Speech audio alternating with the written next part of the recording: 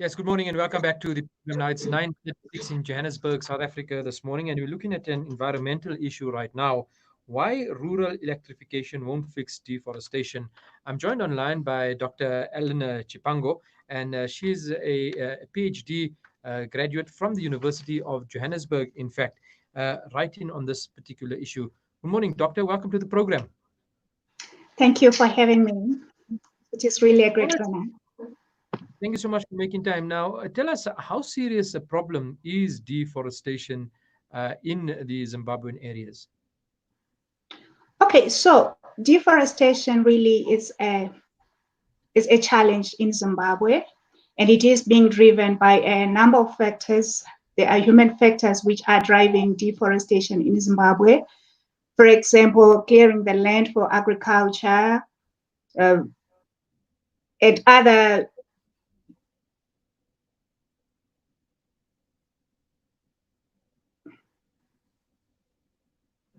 All right, it seems to be a network problem once again, a weak internet connection there. Let's try and see if we can get Dr. Chipango back online to speak to us about this because we find that many rural communities out in Zimbabwe are using wood. It is their primary source of fuel to cook their food, to provide heat, and many other items of work that can be done with the production of fire.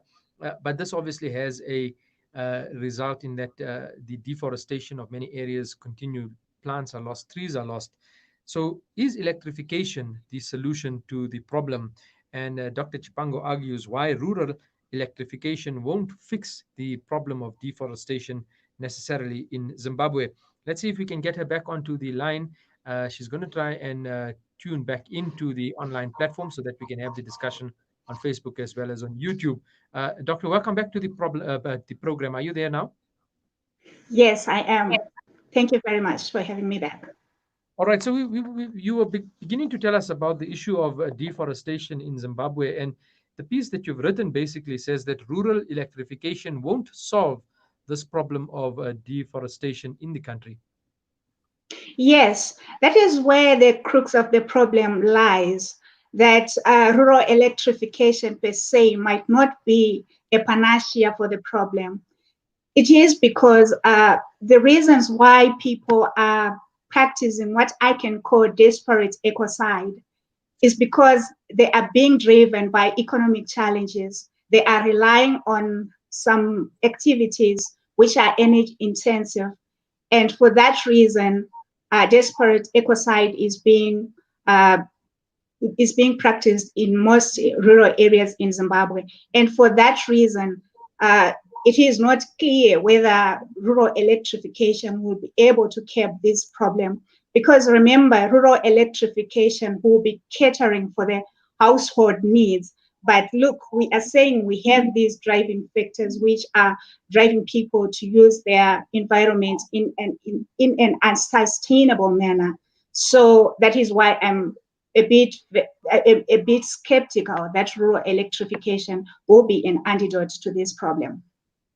It's a very vicious cycle. People require the fuel in order to produce their foods or cook their foods, and they need to buy from somebody who does the wood cutting. And there's an economic cycle that happens there.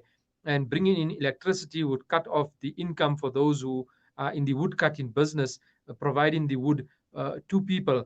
But what exactly would then be the solution? We don't want to see extreme cases of deforestation.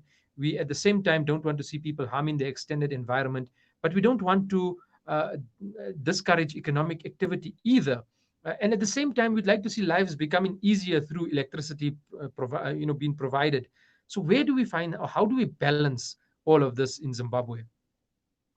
Okay, like you rightly said, there's a symbiotic relationship between those in the rural areas and those in the urban areas, especially if we are looking at the issue of electricity shortage.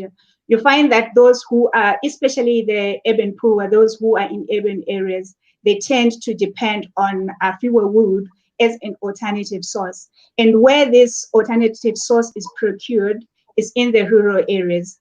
And at the same time, those in the rural areas, they depend on their woodlands for their livelihood because they get income. That is what drives them to cut wet wood, for charcoal generation, and they sell for those in urban areas. So there is this symbiotic relationship. So what needs to be done? Let's break this relationship. Let's break the chain, which is forcing those in the those in the rural areas to have the market in the urban areas. For that to happen, the message is very clear. Let's serve the economy first, and we'll serve the woodlands. Mhm. And then how widespread the practice of replanting once the woodlands have been cut or the wood has been used? Is there a program in place to ensure that trees are replaced and over time they then once again allowed to grow and replenish stocks that have been taken out? I'm sorry, I didn't get your question, sir. I'm asking is there a program that's available in Zimbabwe that encourages people in the rural areas to replant trees once they have removed them from the system? So after we cut a particular area, we replant. In the next few years, those trees will then grow again, and we can have a sustainable growing pattern. Yes, there are programs. There are programs, and there's actually an act, especially the statutory instrument of statutory instrument 116 of 2012, which encourages people to plant, especially fast-growing woodlands. But still, I argue that the problem won't be really solved even if we are to plant these woodlots, because what is driving people to practice disparate ecocide are energy-intensive activities. And so finally, what would your advice be to eradicate this particular problem of deforestation and the loss of the ecosystem? Okay, what I would say is we, especially my plea to the policymakers and the policy planners, my plea is we cannot look at deforestation as the problem per se, but we should confront and transform processes which are bringing the problem into being. That should be our starting point. So what we need is a political ecological framework which allows us to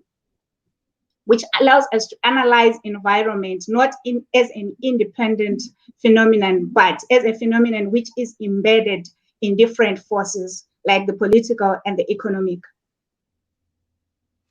Dr. Ellen Chipango, thank you so much for your time this morning and for informing us about the sensitive issue around the ecosystem in the Zimbabwean areas. Thank you so much, ma'am. You go well. Thank you, sir.